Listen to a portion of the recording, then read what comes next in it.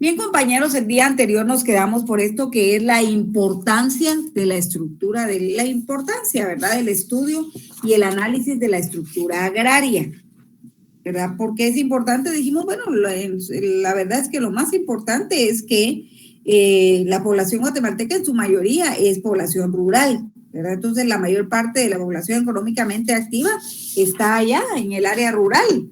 Y no podemos negar, pues, que de ahí deviene esa importancia, debe de ser lo más importante porque es ese aspecto social, ¿verdad? Entonces, la tierra, sabemos nosotros que constituye el principal medio de producción, máximo en una sociedad como la nuestra, ubicada dentro de este sector primario, ¿verdad? Especializada, entre comillas, en ese sector primario, ¿verdad? Entonces, la tierra sabemos nosotros que no puede ser producida o reproducida por la inventiva o la creatividad del ser humano, todavía no, ¿verdad?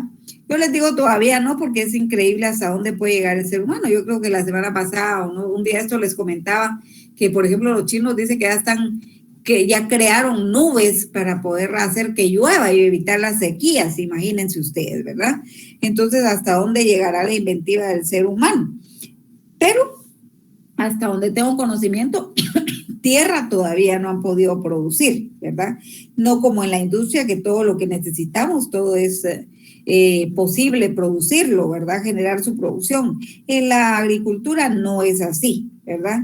Como consecuencia de ello, ya sabemos nosotros que la oferta de ese recurso productivo es muy limitada. Contrario a ello, las necesidades ingentes, ¿verdad? Las tantas necesidades que tiene la población rural de tener tierra. Entonces hay muy poca tierra para tanta demanda, ¿verdad? De tierra. Y esto ocasiona que hayan fricciones sociales, que hayan conflictos en demanda de ese recurso particularmente especial, ¿verdad? E importante que es la tierra, máxime que allá vive la mayor población, la mayor cantidad de población en el área rural. Entonces, al estar acaparada en pocas manos, ¿verdad? La forma de propiedad, o sea, esa concentración de la propiedad privada sobre la tierra, limita las condiciones para que el desarrollo de una economía nacional se pueda dar de una manera equitativa, de una manera justa, ¿verdad? Al contrario de ello, esta dinámica lo que hace es que exista esa situación polarizada y segmentada en nuestra sociedad que deriva en problemática y conflicto. El sector agrícola entonces es el más importante de la economía nacional. No podemos negarlo, ¿verdad? Pues no solo por la cantidad del Producto Interno Bruto en realidad que genera, sino porque, repito, la mayor cantidad de población en edad productiva está en el área rural, ¿verdad? Entonces, la PEA rural representa mayoría en nuestra sociedad. Y los problemas económicos que enfrenta el país se derivan de esa estructura agraria, ¿verdad? Que realmente no ha tenido cambios que sean significativos y repito, cambios que favorezcan a las mayorías, ¿verdad? Es una estructura agraria ineficiente, inequitativa, que mantiene a la gran mayoría de la población rural en condiciones de pobreza, pobreza general, pobreza extrema, pobreza absoluta. La pobreza en todas sus dimensiones es mayormente visible y profundizada en el área rural, ¿verdad? Afecta mayormente a esa población en edad productiva. Entonces ahí estamos con esto, de lo cual ya hablamos un poquito el día anterior. Y de hecho hablábamos de esto que es la importancia económica de la estructura agraria, ¿verdad? De esa población económicamente activa, esa PEA rural asalariada, que en realidad sabemos que no resuelve el problema, sino que al contrario lo acrecenta porque la mayor parte de población rural no tiene la posibilidad de emplearse, de vender su fuerza de trabajo en el sector laboral en el área rural. Porque decíamos el día anterior que la estructura agraria no es fuente de trabajo para la población rural, ¿verdad? No tiene la capacidad de absorber la fuerza de trabajo de la población rural. A ello agreguémosle, jóvenes, que no necesariamente el desarrollo capitalista en el agro implica la proletarización en términos absolutos, es decir, que no todos tienen que estar trabajando, pero si no están trabajando y produciendo, vendiendo su fuerza laboral, tendrían que estar trabajando en sus unidades productivas, pero si no tienen unidades productivas porque no tienen tierra, ¿verdad? Entonces realmente es muy complejo, muy difícil esta situación, ¿verdad? Entonces la economía agraria es debería de ser fuente de ingresos y debería de ser fuente de empleo, ¿verdad? Demanda, por supuesto, inversiones importantes de capital. El Estado tiene que jugar ahí un papel primordial, ¿verdad? Es el encargado por la ley y porque el gobierno en representación del Estado debe llevar a cabo políticas y estrategias tendentes al desarrollo de esa población rural y a que no sea tan perceptible y tan profundizada la división de clases y esa segmentación y polarización que afecta a las mayorías en el área rural, y no solo el Estado, sino que los grupos de poder, el sector privado, que se beneficia de esa estructura agraria y que le ha permitido generar la posibilidad de acumular grandes capitales, ¿verdad? Producto de esa concentración que tiene sobre la tierra, pero que no llama a su atención distribuir los beneficios en la mayoría de la población, lamentablemente, ¿verdad? Entonces hay una demanda constante de estrategias productivas para alcanzar el desarrollo y la inserción de la fuerza laboral en el sector laboral, en el área rural, que lamentablemente, repito, no es posible, porque no tiene esa capacidad de absorber toda esa fuerza de trabajo. Y además agreguemos esto que lamentablemente la fuerza de trabajo en el área rural es la fuerza de trabajo no calificada, ¿verdad? Poco calificada, porque es en donde mayormente afectan los flagelos como el analfabetismo, la desnutrición, todas esas situaciones que hacen poco calificada a esa fuerza de trabajo y por lo tanto poco competente, ¿verdad? Y entonces es lamentable cuando se habla del avance de las fuerzas productivas y vemos que no se ha avanzado, ¿verdad? Por lo menos en una sociedad como la nuestra. Entonces, la disparidad en los niveles productivos, es decir, esa desigualdad en los niveles productivos es muy grande, ¿verdad? Incluso cuando se trabaja el mismo tipo de cultivos, porque el mercado, aquellas producciones que se generan en los latifundios y que abastecen el mercado externo, puede ser que en algún momento produzcan lo mismo que se produce en los minifundios, pero no se va a producir en la misma cantidad, con los mismos niveles de producción, ni a la misma forma de producir, porque el sector exportador tiene la posibilidad de mejorar sus producciones incorporando avances tecnológicos, mientras que, o sea, haciendo inversiones de capital, mientras que las pequeñas producciones no tienen esa posibilidad, ¿verdad? Entonces, el patrón tradicional de crecimiento y empleo en el agro, ¿verdad? Está basado particularmente, lamentablemente, en la actualidad, en las migraciones, tanto rural-urbana, como ya lo internacional, ¿verdad? Las personas que se trasladan, y decíamos el día anterior, ¿verdad? Del occidente a la costa sur, cuando hay zafra, cuando hay cosecha de café, o al norte, en las plantaciones de palma africana o de hule, porque necesitan un salario y que tienen que abandonar sus tierritas, ¿verdad? Con todo y familia, se llevan a los niños abandonan la escuela, ¿verdad? Porque tienen que ir a trabajar, a devengar, aunque sea un poquito de salario, y alternan sus cultivos con los de las unidades capitalistas, porque ellos no están produciendo sus tierras cuando se da esa época de zafra o de cosecha, para poder ir a trabajar y obtener, aunque sea un salario ahí mínimo, y a veces ni el mínimo, ¿verdad? Pero poder paliar su situación de pobreza, ¿verdad? Y dentro de ello hablábamos el día anterior de esto, que son los componentes de la estructura económica agraria, ¿verdad? Y decíamos, bueno, los físicos o geográficos, ese determinismo geográfico, que yo les decía y platicábamos que en Guatemala es lo que nos caracteriza, ¿verdad? Y como una bondad. Lo vemos nosotros porque en realidad tenemos un suelo muy fértil, que aún cuando produzcamos, les decía, en tierras que no son de vocación agrícola, sino que son de vocación forestal, aún ahí se produce y se produce óptimamente, ¿verdad? Entonces realmente es un suelo muy privilegiado, muy bendecido, ¿verdad? Pero que lamentablemente, según Hinckelhammer, ¿verdad? Y su documento, esto ha contribuido a ese desarrollo desigual en sociedades como la nuestra, porque es muy propio para producir agrícolamente, ¿verdad? Para actividades agropecuarias, producción de organismos vegetales, pero también de la crianza de animales, que nos vincula especialmente con ese mercado externo, pero en condiciones totalmente de desigualdad, ¿verdad? Entonces, ese componente, esos componentes físicos y geográficos, ese determinismo geográfico, ese marco natural, el suelo como factor de producción agrícola, ¿verdad? Las capacidades productivas de nuestros suelos, la vocación, la profundidad,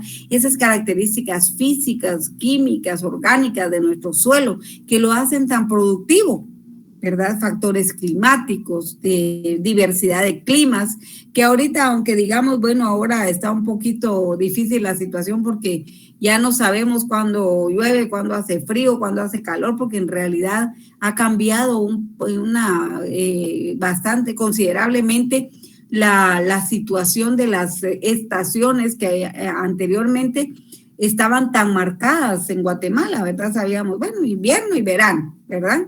Pero ahora esas estaciones en realidad han presentado alguna variación. Es lógico con esto del calentamiento global y el cambio climático y todas esas situaciones, ¿verdad? No podemos estar alejados de esa situación. Sin embargo, aún así seguimos siendo privilegiados en cuanto a esas condiciones climatológicas y esos factores climáticos y esas precipitaciones, vientos, temperaturas. Nuestro suelo realmente es un suelo muy privilegiado, ¿verdad? Entonces espero que se vuelva un factor en contra cuando vemos pues que es uno de los elementos necesarios para convertir a nuestra economía en una economía periférica desequilibrada, ¿verdad? Aunado al subdesarrollo y al subempleo, a la falta de empleo en el agro. Entonces, en cuanto a los componentes técnicos, ¿verdad? Esas nuevas técnicas que requieren de una inversión, ¿verdad? De estudios, de capacitaciones, de asistencia técnica para ser aplicados en el área rural, pero que debe de ser de una manera igualitaria, ¿verdad? En donde todos puedan tener acceso a esa asistencia técnica, a incorporar nuevas técnicas, aspectos tecnológicos, científicos a los procesos productivos en el área rural. No solo ese sector en el área rural, que es el sector privilegiado, ¿verdad? Y es el sector que tiene la posibilidad porque tiene el capital, sino que para todo el sector agrícola, tanto aquellos que tienen poquitas extensiones de tierra como los que tienen mucha tierra, ¿verdad? Poder tener esa posibilidad de implementar nuevas técnicas que permitan un mejor aprovechamiento de los recursos naturales, en este caso el mejor aprovechamiento del recurso edáfico, del recurso suelo, ¿verdad? Invertir en la fertilización del suelo, el tratamiento de los suelos, ¿verdad?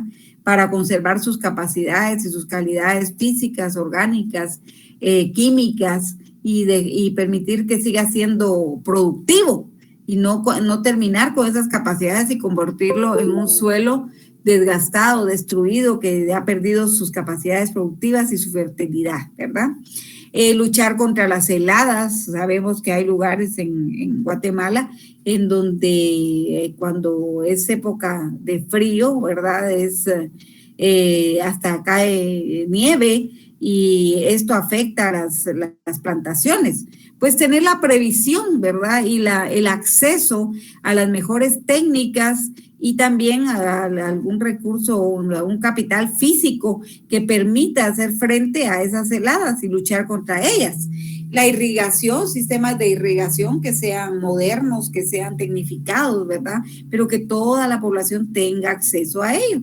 Saneamiento de terrenos, aplicar innovación tecnológica, que es parte de ese motor de desarrollo. Y yo les digo, es parte del motor de desarrollo porque fundamental es el potencial productivo de la sociedad. Desarrollar ese potencial productivo de la sociedad. Hacer una sociedad rural especializada.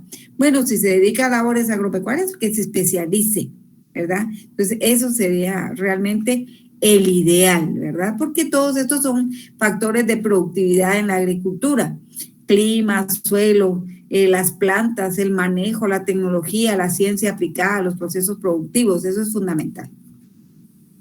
Los componentes económicos propiamente dichos que se refieren al capital, esos flujos de capitales que en este caso deberían de ir destinados a mejorar la producción agropecuaria allá en el área rural y a beneficiar a las familias que producen independientemente de la cantidad de suelo que tengan, y si tienen muy poco, pues también ayudarles a que tengan un poco más para generar una producción que les permita generar una mercancía, ¿verdad? Y que les permita esto pagar por la tierra y tener una posibilidad de tener ganancias que les permita mejorar sus niveles de vida. Entonces, en consecuencia, pues inversiones de capital necesarias para realizar investigaciones que conduzcan a nuevas técnicas y la participación del Estado nuevamente, que es fundamental, ¿verdad? Pero también en participar el Estado en hacer ver al sector privado que es fundamental que ellos contribuyan porque ellos están beneficiando de todo ese sector agrícola, de todo ese recurso, ¿verdad? Entonces es fundamental esta inversión, ¿verdad? Para mejorar todo el sector agropecuario sin segmentar y sin polarizar, ¿verdad? Eso es fundamental. Los componentes demográficos, de aquí hablamos específicamente de la población, ¿verdad? La población, su distribución espacial, edades, actividades, ¿verdad? Por ejemplo, vemos que uno de los municipios más poblados, aparte del departamento, uno de los departamentos más poblados, aparte del departamento de Guatemala, por ejemplo, es Huehuetenango, Quetzaltenango, y entonces estos departamentos, pues, deberían de tener una distribución más equitativa de todos, la verdad es que todos, pero siendo que esto tiene mayor carga poblacional y se dedica en la mayoría de los casos específicamente a la producción agrícola, deberían de tener una atención muy específica en cuanto a esto de la producción agropecuaria, ¿verdad? Y entonces se debe tomar en cuenta, ¿verdad?, las actividades agrícolas que realizan en cada municipio, en cada departamento, la población en edad productiva, la especialización que debería de desarrollar cada uno de ellos, etcétera, etcétera. Tomar en consideración esa explosión demográfica, jóvenes, que lamentablemente sabemos que en Guatemala es una sociedad sumamente poblada, ¿verdad? Y que la mayor parte de población está en el área rural y que allá son mayores, que las familias son más numerosas, ¿verdad? Entonces es necesario ese desarrollo social allá, en el área rural, que es un factor fundamental de cambio. ¿Por qué? Porque solo nosotros, los seres humanos, podemos generar cambios y solo nosotros podemos generar cambios que sean beneficiosos o que sean significativos para la sociedad. Y recuérdense que, y repito acá, el problema de unos es problema de todos, no es solo mi problema, es problema de todos, ¿verdad? Entonces no podemos negar pues que allá es a donde debe ir dirigido todo eso que es necesario para en realidad alcanzar ese desarrollo, poner a andar ese motor de desarrollo, ¿verdad?, que es fundamental para nuestra sociedad en general. Y los componentes de encuadramiento, ¿verdad?, que también son fundamentales esos componentes de encuadramiento, que son todas esas decisiones, ¿verdad? Son situaciones subjetivas que se dan allá en la supraestructura de la sociedad y que afectan las decisiones humanas de carácter económico, ¿verdad?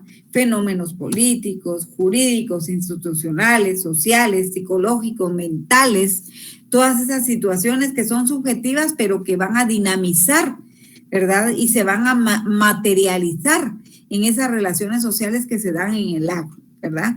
Y que es fundamental. Bueno, sabemos que la mayor parte de problemas deviene de esa sociedad rural por un sinnúmero de situaciones que se dan ahí, de contradicciones, ¿verdad?, entre los grupos de poder y los grupos que no tienen nada y que tienen muy poco, situaciones que derivan en problemas también psicológicos o mentales y que van a incidir en esas relaciones sociales en el área rural y que es fundamental para identificar los problemas, pero no solo para identificarlos, porque ya los tenemos identificados para resolverlos, ¿verdad?, que es lo más importante. Entonces, utilizar los recursos, fundamentalmente la tierra, ¿verdad? El uso del agua también, que es importante, ¿verdad?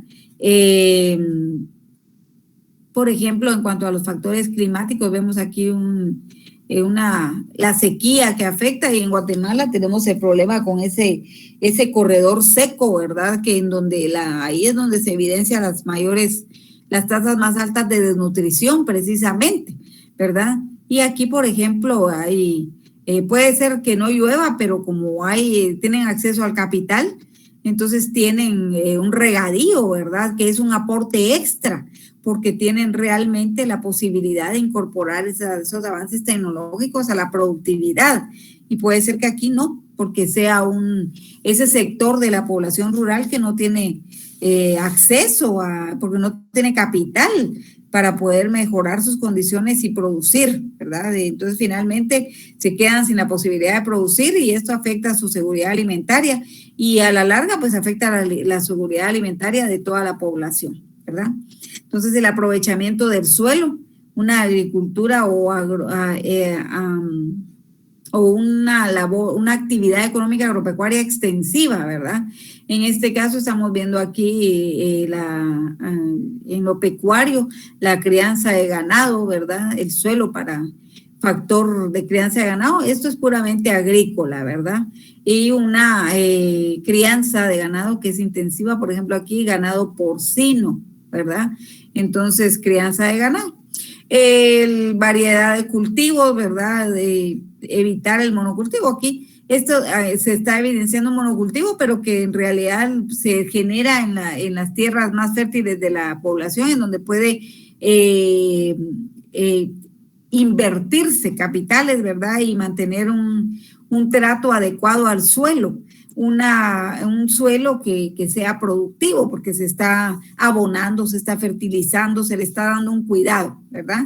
Y aquí, por ejemplo, muchos cultivos, pero que por lo general son, perdón chicos, se refiere a aquello que va a beneficiar o que va a satisfacer las necesidades alimentarias de acuerdo a las costumbres alimentarias de nuestra gente, ¿verdad? Frijol, maíz, chile, ¿verdad? Acá, ¿verdad? Con alguna dificultad, porque aquí no se incorporan avances científicos ni tecnológicos, porque no hay acceso al capital. Y la tecnología empleada, ¿verdad? Vemos por aquí, por ejemplo, la tradicional, ¿verdad? Todavía aquí estamos viendo que se utiliza el alado por bueyes, ¿verdad? Una producción que es tradicional, probablemente también el machete, el hacha, la piocha, ¿verdad? Todo eso. Y aquí ya es una producción mecanizada, ¿verdad? Maquinaria. Y se incluye o se integra maquinaria a esos procesos productivos. Entonces, todos estos jóvenes se refieren a esos componentes económicos de la estructura agraria, que son fundamentales y que lamentablemente las mayorías en el agro en Guatemala no tienen acceso a ello. Por eso no pueden mejorar sus procesos productivos, ¿verdad? En estos de encuadramiento, por ejemplo, son fundamentales la educación, la salud, la nutrición, ¿verdad? Y lamentablemente eso pues tampoco es algo que beneficia a nuestra sociedad, por lo menos no a las mayorías, ¿verdad? Y en lugar de beneficiar, pues afectan esa estructura agraria y hacen que nos mantengamos en esta situación, en una vía Juncker, ¿verdad? Una vía muy lenta. Eso es parte de la junkerización en el agro. Hablemos de esto que es la importancia política en cuanto al análisis y el estudio de la estructura agraria. Yo les he dicho ahí muchas veces que el que tiene en Guatemala, el que tiene el poder económico, en este caso producto de ese derecho de propiedad privada monopólica sobre la tierra, tiene también el poder político, ¿verdad? Entonces esa importancia política que reviste esa tierra y esa posibilidad de acumularla, de concentrarla, ¿verdad? No podemos negar que tiene una gran importancia política, ¿verdad? Y que la tierra pues ha sido tradicionalmente una fuente de poder que lamentablemente nuestra sociedad ha persistido y ha permanecido a lo largo de la historia. Esto es estructural y es histórico, porque los que siguen teniendo ese derecho de propiedad privada sobre grandes extensiones de tierra siguen teniendo el derecho de decidir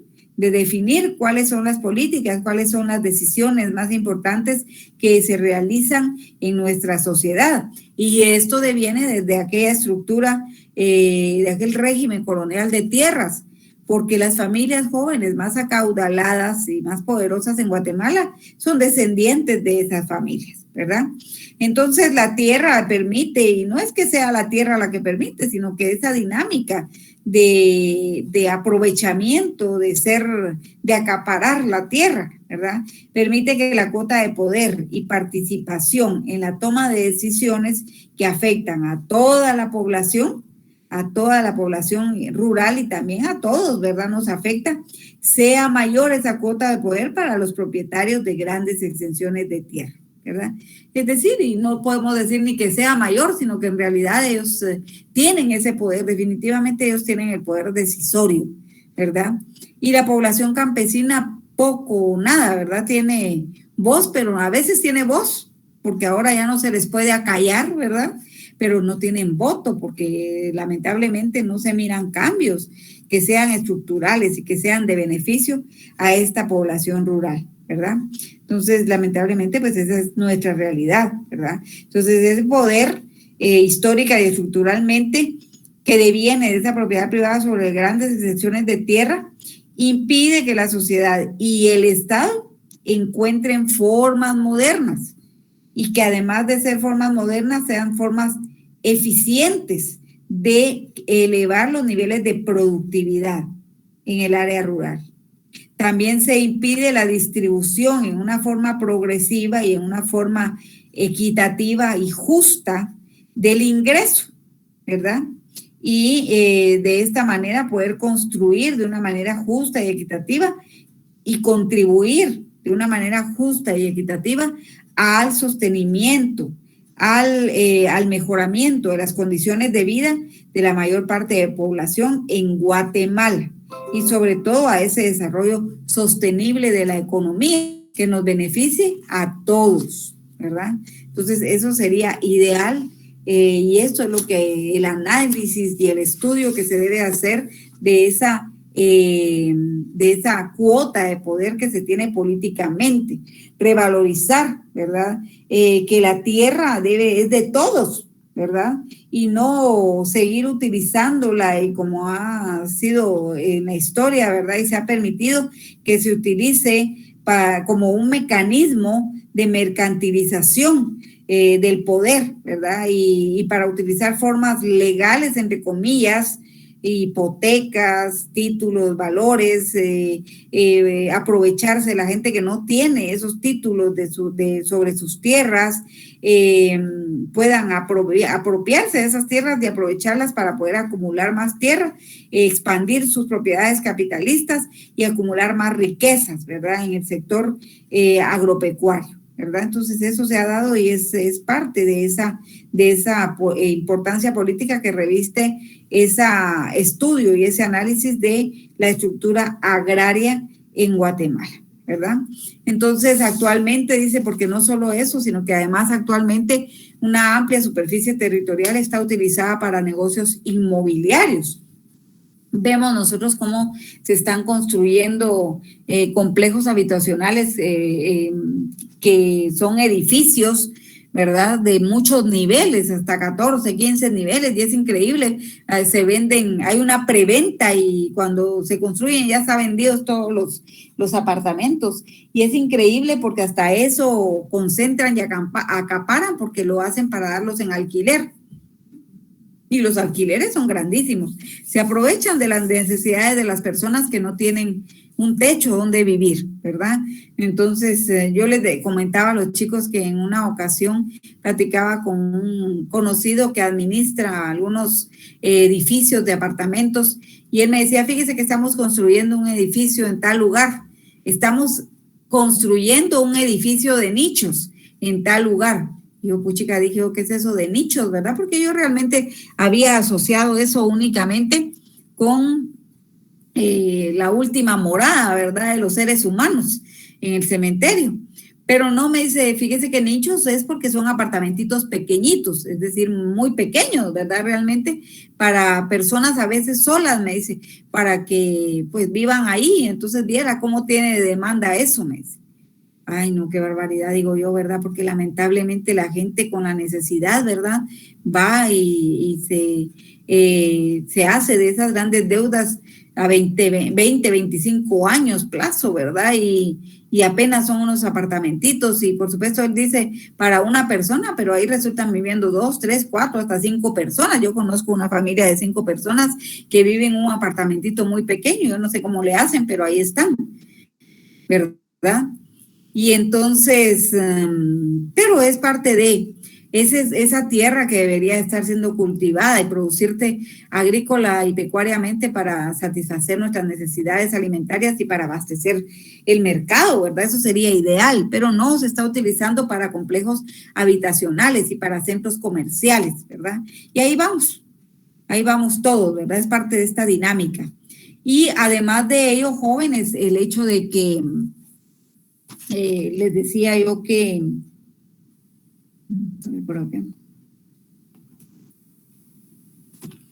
además de ello que les comentaba yo que el presidente decía, bueno, que van a construir ellos también apartamentos para las personas que tengan acceso, las personas a su apartamentito, edificios de apartamentos y donde las personas que tienen salario mínimo tengan acceso a su apartamentito.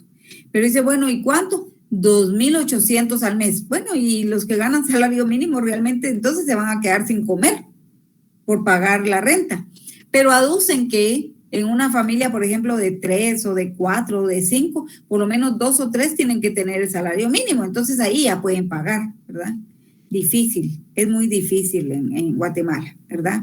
Realmente que eso se pueda dar. Pero bueno, es parte de nuestra realidad, ¿verdad? Y todo ello denota importancia de análisis y de estudio, ¿verdad? Esto en cuanto a la importancia política del análisis y el estudio de esto que es la estructura agraria. Ya no digamos, chicos y chicas, la importancia social que reviste el analizar, estudiar esto que es la estructura agraria en Guatemala, ¿verdad? Es una buena parte de los problemas que enfrenta el país derivan de la estructura agraria ineficiente, inequitativa, injusta, que se ha mantenido a lo largo de la historia y que es estructural, ¿verdad? Y que afecta a la mayoría de la población rural, a la mayoría de la población del campo. En situación de hecho, esa estructura agraria ya ha contribuido a que esta sociedad esté en situación de pobreza extrema, absoluta, general, ¿verdad? Todas las dimensiones de la pobreza. Entonces, es la mayor parte de conflictos que sufre y que adolece nuestra sociedad de plano y definitivamente viene de ahí, de esa estructura agraria tan polarizada, segmentada e injusta que existe en Guatemala, ¿verdad? Entonces es necesario, dice, una estrategia integral que facilite el acceso de los campesinos a la tierra. Pero esto ha sido desde antes, desde siempre, ¿verdad? Y lamentablemente se sabe, pero no se hace nada, ¿verdad? Claro que son urgentes esas políticas, esas estrategias, ¿verdad? Que faciliten el acceso de los campesinos a la tierra. Ese es su objeto de producción particular, especial, ¿verdad? Entonces todos debiesen de tener, aunque sea un pedazo pequeño, para poder producir y generar aquello que satisface sus necesidades. Ejecutar los acuerdos de paz es fundamental, es imperativo, principalmente el acuerdo sobre aspectos socioeconómicos y situación agraria. Este acuerdo, jóvenes, es fundamental, ¿verdad? Es parte de los acuerdos de paz que fueron firmados y ratificados por el Estado de Guatemala, con parte del Estado de Guatemala y la otra parte, la guerrilla, ¿verdad? Para terminar aquella guerra, aquel conflicto armado y convenir en buscar el desarrollo que sea equitativo y justo para toda la sociedad guatemalteca. Entonces, el acuerdo de paz fundamental para nosotros es desde esta perspectiva de la estructura agraria en Guatemala es este acuerdo sobre aspectos socioeconómicos y situación agraria. Hay un acuerdo más que también puede ser incluido, ¿verdad?, para tratar esto que es la estructura agraria, y es el acuerdo sobre identidad y derechos de los pueblos indígenas, ¿verdad? Entonces, también tenemos que reconocer que la mayor parte de población en el área rural es población indígena, ¿verdad? Entonces, cuando hablamos de esto de los acuerdos de paz, les decía, más o menos los acuerdos de paz se refieren, y particularmente este acuerdo, a cambios en las estructuras de la sociedad rural muy similares a los que se daban con aquella reforma agraria, ¿verdad? Dentro de ello, generar la posibilidad de que exista un mercado de tierras a donde pueda ir la sociedad rural a obtener un pedazo de tierra para poderlo trabajar si no lo tiene, si no lo tuviera, ¿verdad? Entonces, y en Guatemala, por ejemplo, existe FONTierras, que es el Fondo de Tierras, y que es precisamente esa es su finalidad, pero que realmente no ha alcanzado dotar de tierras a los grandes grupos de población rural que necesita de tierra, ¿verdad? Entonces, su objetivo no ha sido alcanzado realmente, ¿verdad? Algunas otras situaciones como el salario justo para los trabajos rurales dentro de estos acuerdos de paz, tener la posibilidad de generar una producción, si se tiene un pedazo de tierra suficiente para generar una producción de mercancías, ubicarlas en el mercado capitalista, venderlas y el producto de esa venta utilizarlo para pagar la renta sobre el suelo, pero también para una parte para satisfacer otras necesidades, ¿verdad? Entonces, jóvenes, esto es parte de eso que son los acuerdos de paz y particularmente este acuerdo sobre aspectos socioeconómicos y situación agraria, pero que repito, a más de 20 años de la firma de los acuerdos de paz, esto no se ha respetado, ¿verdad? No se ha logrado, ¿verdad? Entonces, tristemente. Entonces, el sector agropecuario en Guatemala, dice, se caracteriza por esa alta concentración de la tierra en pocos propietarios, ¿verdad? Ese binomio latifundios, minifundios, y una fuerte concentración de agricultores en un área restringida, ¿verdad? Minifundios. Esto fomenta esa proliferación de minifundios. ¿Qué dijimos que es esa proliferación de minifundios en la actualidad? Un fenómeno llamado amotización. La atomización de la tierra, ¿verdad? Generalmente, dice, estos minifundios en la mayoría de los casos se dedica a la agricultura de subsistencia, apenas producen para subsistir, ¿verdad?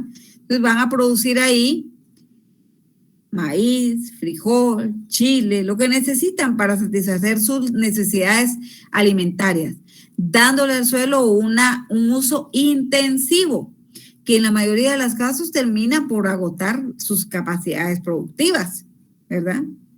O en muchos casos están produciendo en un suelo que tiene vocación agroforestal y no vocación agrícola, y sin embargo ahí están produciendo. Entonces, ¿cuáles son las múltiples causas de conflictos en el área rural que se vuelven en problemas de todos realmente y que hacen esa sociedad rural tan conflictiva?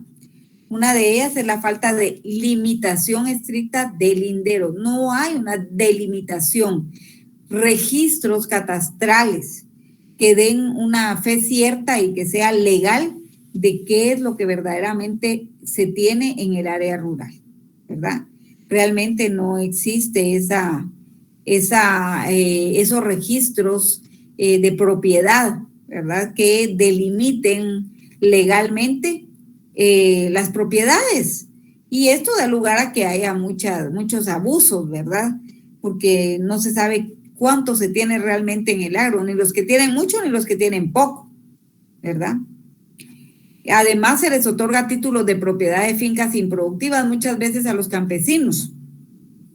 Los campesinos están constantemente demandando tierra, ¿verdad? Eso es, para ellos eso es fundamental, demandar tierra, porque es el objeto de trabajo fundamental. Sin embargo, esta demanda se ve limitada, ¿verdad? Porque no es satisfecha, ¿verdad? Entonces, y algunas veces se otorga a los campesinos tierras que ya son improductivas. Yo les decía a los chicos que a veces en algunos casos los terratenientes, los empresarios, le dan tierras en donación al Estado pero tierras que ya no son productivas, que ya agotaron sus capacidades productivas. Y entonces viene el Estado y con bombos y platillos, ¿verdad? Hace ahí, hasta invita a los medios, ¿verdad? Y les entrega los títulos de propiedad, parcela esas tierras y les entrega títulos de propiedad, pero son tierras que ya no son productivas, que ya agotaron sus capacidades productivas. Algunos les llaman tibincos, ¿verdad? Que son guaridas de murciélagos y de iguanas, ¿verdad? Porque ya no sirven para producir. En algunos casos no sirven ni para edificar una vivienda pobre ahí porque no tienen esas capacidades.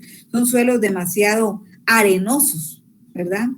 Entonces esos son algunos de los problemas que se están dando en el área rural, ¿verdad? Pero finalmente ahí están con su título de propiedad, sobre tierras que ya no son productivas. Además dice engaños en compraventas de tierras. ¿Cuántos campesinos han sido víctimas de algunos personajes que los engañan, ¿verdad? Y les quitan los ahorros de toda una vida, ¿verdad? Porque van ellos y quieren comprar sus tierritas, hacen un negocio fraudulento ahí porque resulta ser que después aparecen los verdaderos dueños de la tierra y ya no son tierras que no podían ser vendidas porque tenían un propietario, ¿verdad? Y entonces los desalojan inmediatamente, perdieron todos sus ahorros, y repito, los ahorros de toda una vida, ¿verdad? Y eso se da mucho en el área rural, estos engaños, ¿verdad? Entonces, pobre la gente porque resulta siendo víctima de esos engaños y perdiendo sus ahorros. Además, usurpación de baldíos por los finqueros, ¿verdad? Los mismos finqueros, repito, y les decía hace un momento, ¿verdad? Y hace unos días, los mismos finqueros también se apropian de tierras que no les pertenecen debido a esta falta de limitación estricta de linderos y a falta de certeza jurídica en el área rural, ¿verdad? Porque no hay esos registros catastrales. Entonces ellos usurpan baldíos, muchas veces son tierras nacionales, tierras del Estado, que son nuestras porque son bienes del Estado, pero ellos se aprovechan de esa tierra, ¿verdad? Además, refugiados que retornan. Nosotros sabemos que Guatemala durante casi 36 años estuvo sumida en un conflicto armado cuyo escenario particular fue el área rural, ¿verdad? Y que hizo que muchas personas salieran huyendo. Entonces, muchas personas, familias enteras salieron huyendo. Algunas se fueron a la franja transversal del norte a botar cubierta boscosa, a poblar ahí, a cultivar en un suelo con vocación forestal agrícolamente lo que satisface sus necesidades alimentarias. Pero muchas familias se fueron a México, algunas más se fueron al sur y llegaron hasta Perú, Colombia, Bolivia, ¿verdad? Y producto de la firma de los acuerdos de paz y particularmente de ese acuerdo sobre aspectos socioeconómicos y situación agraria, el Estado de Guatemala se compromete a facilitar los medios para que estas familias regresen a su país, ¿verdad? Y sobre todo dotándoles de tierra, ¿verdad? Han ido regresando algunas paulatinamente, algunas más ya no han querido regresar porque en realidad ya es otra cultura, ¿verdad? La generación que huyó ya no es la misma generación. Entonces ahora las generaciones nuevas han nacido en esos lugares, tienen esa cultura, ¿saben? Les decía yo, cantan el himno de Perú, de Bolivia, el himno de México, pero de Guatemala ni se lo saben, ¿verdad? Sus costumbres alimentarias son las de esos lugares, no son las nuestras. Para ellos es muy difícil, ¿verdad? Y entonces, bueno, pero finalmente algunos han retornado y se les ha otorgado tierra. Y ahí hay otra cuestión muy particular. Hace unos años en Cobán, en Alta Verapaz, se les dotó de una finca, Nuevo México se llama, a un grupo de refugiados que regresaba de México. Esa finca se parceló, se introdujo el agua potable y se introdujo la energía eléctrica. Y con bombos y platillos se entregaron los títulos de propiedad. Ni bien habían dado vuelta a las autoridades, ellos ya habían vendido, muchos de ellos ya habían vendido esos títulos de propiedad, porque ellos lo que querían, los campesinos lo que querían era dinero, ¿verdad? no tierra, sino que querían el dinero. Y entonces vendieron sus títulos de propiedad y rápido se los compraron. Y lo que hicieron fue volver, ¿verdad? Regresar o ir nuevamente a lugares montañosos a botar cubierta boscosa y ubicar ahí sus viviendas. Pero lo que querían era el dinero. Entonces es parte de esa dinámica de la sociedad, de aquellos componentes de encuadramiento, ¿verdad? El pensamiento, el sentir, el actuar de las personas que uno dice, bueno, pero ¿cómo hacen eso? Yo no hubiera vendido mi tierra, ¿verdad? Pero bueno, es parte de esa realidad, ¿verdad? Además, invasión de fincas privadas, también ocurre eso, ¿verdad? Los campesinos en la necesidad invaden cualquier terreno que miren vacío y que no esté siendo productivo, que sea tierra ociosa, ¿verdad? Y ahí vienen después los conflictos, porque ahí vienen a desalojarlos, muchas veces con agresividad, con violencia y hasta pérdidas de vidas humanas se provoca, ¿verdad? Lamentablemente.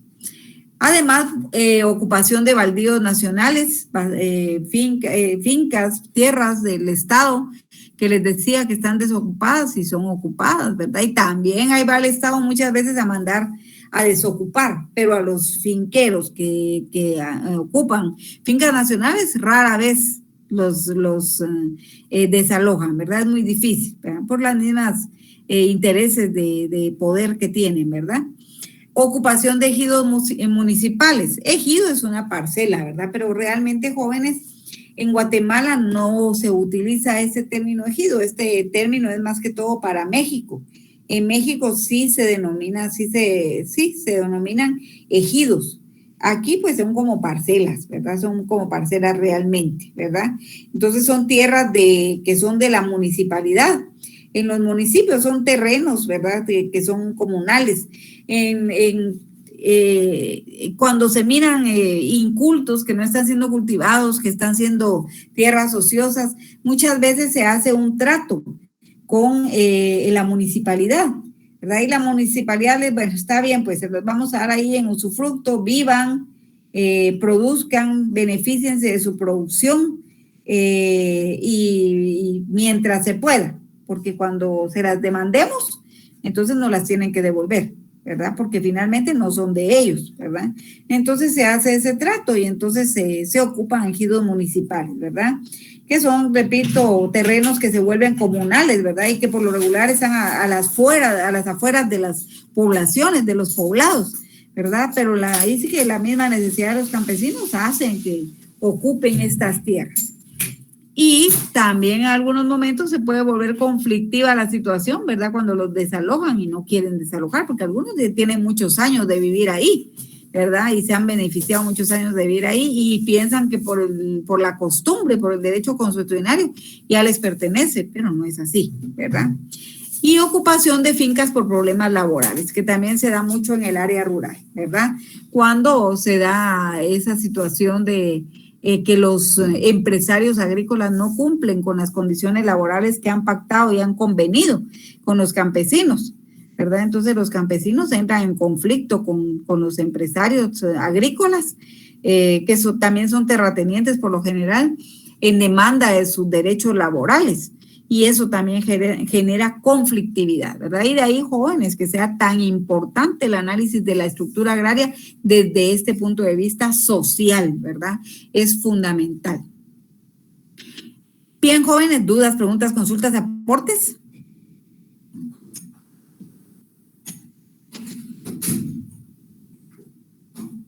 Bueno, por aquí nos quedamos en el otro salón, por aquí nos quedaremos ahorita con ustedes. Mi estimada licenciada, ¿cuántos chicos al fin fueron los que... ¿Qué van de alegría?